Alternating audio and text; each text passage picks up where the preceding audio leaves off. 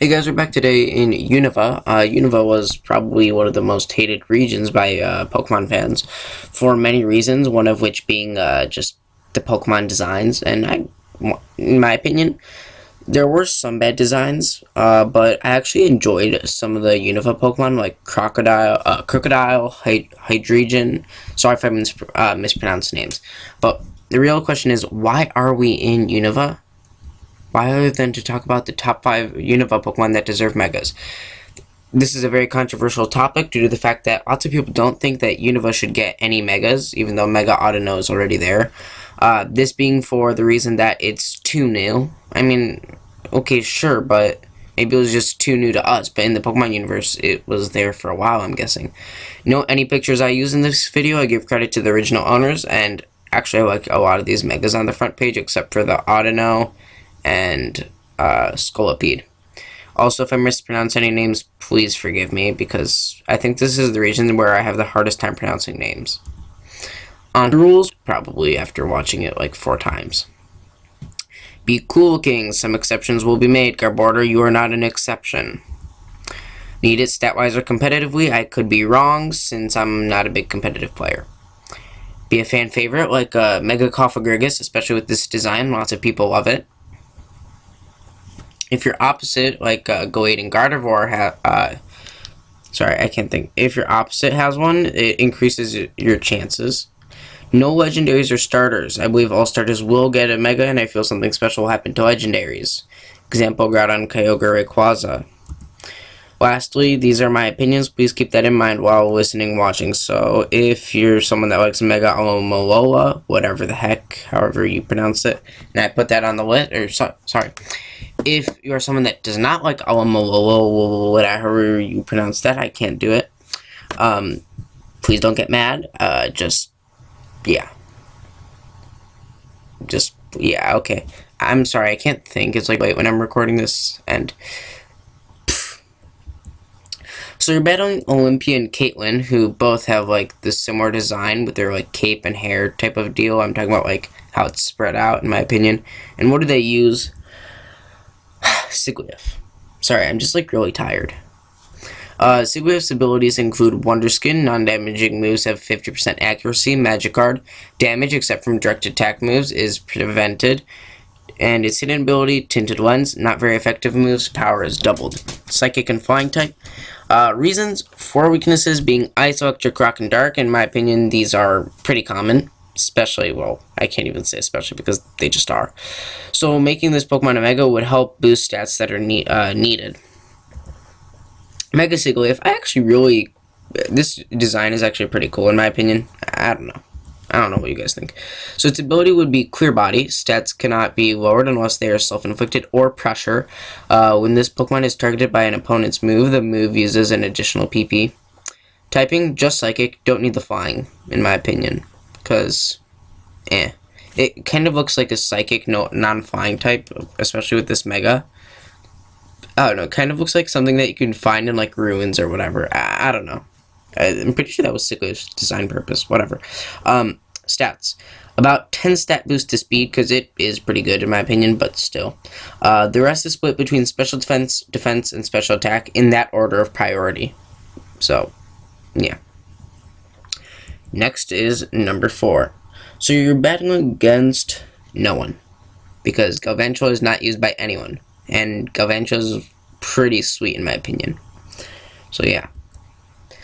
So its abilities include Found Eyes, accuracy is increased by 30%, Unnerve, opponents cannot use berries, and its hidden ability is Swarm. Power of bug moves are increased when at less than 1/3 full HP. Typing, Bug and Electric, and in my opinion that's pretty unique, and I don't know, I find it pretty cool, especially with Galvantula's design.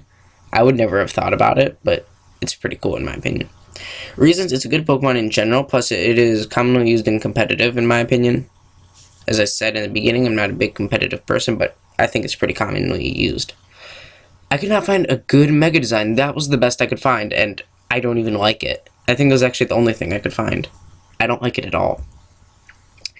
But anyways, its ability is Static, that basic electric type. Yeah, Static. Contact with this Pokemon may cause paralysis. Typing keeps it at Bug Electric. Stats.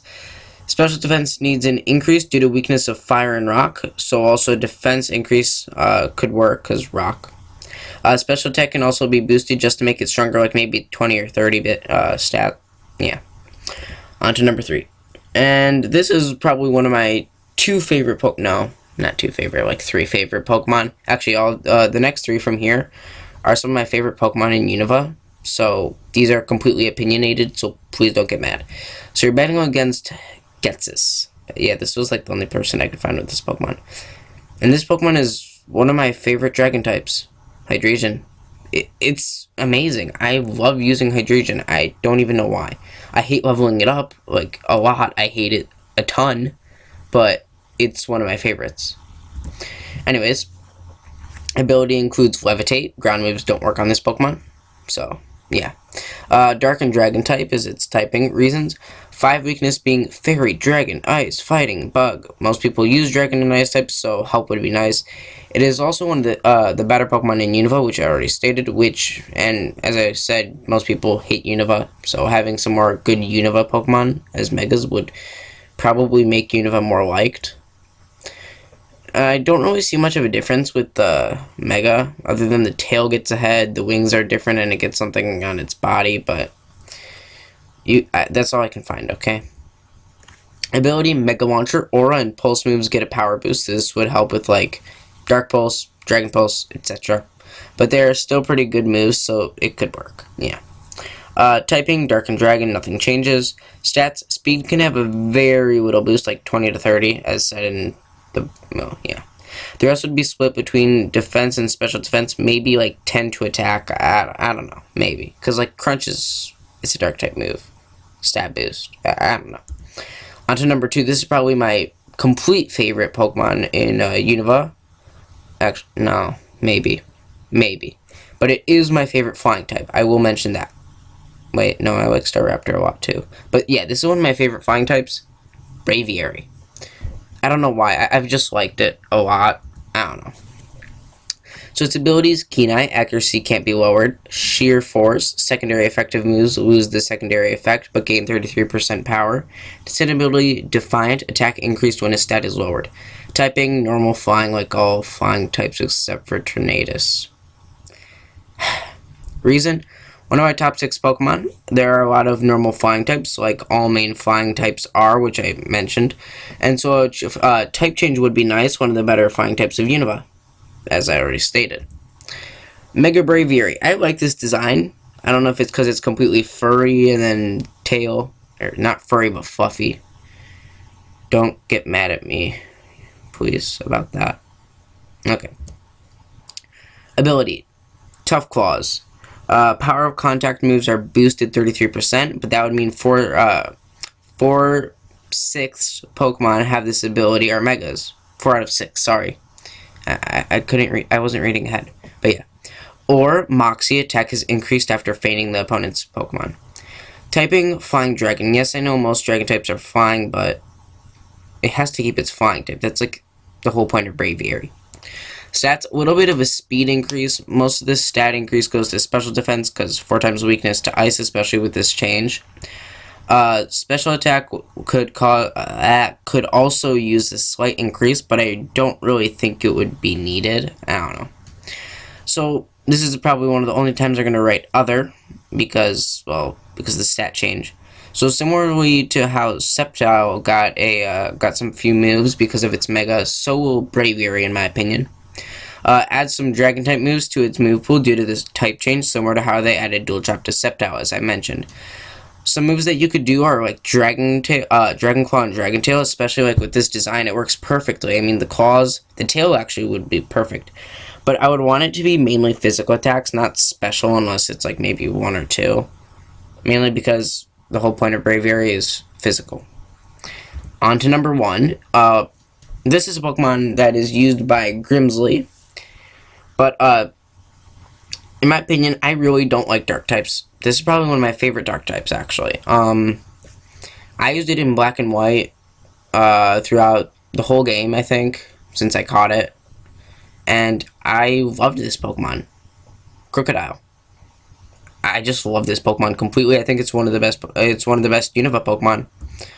So, its regular ability, Intimidate, lowers opponent's attack on switching. Moxie, when this Pokemon causes the opponent to faint, attack is increased. And its hidden ability, Anger Point, attack increased when hit by a critical hit.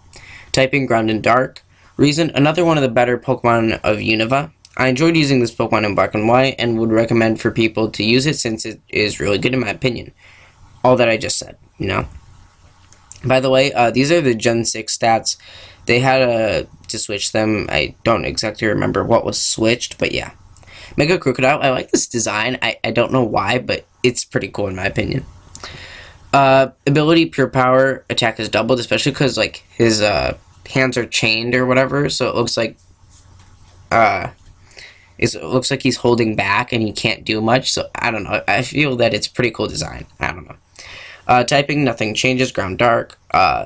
Stats, attack and speed would need the most of an increase on him, since I remember mine always fainted quickly. I don't know. Probably because I wasn't one of those EV training kids.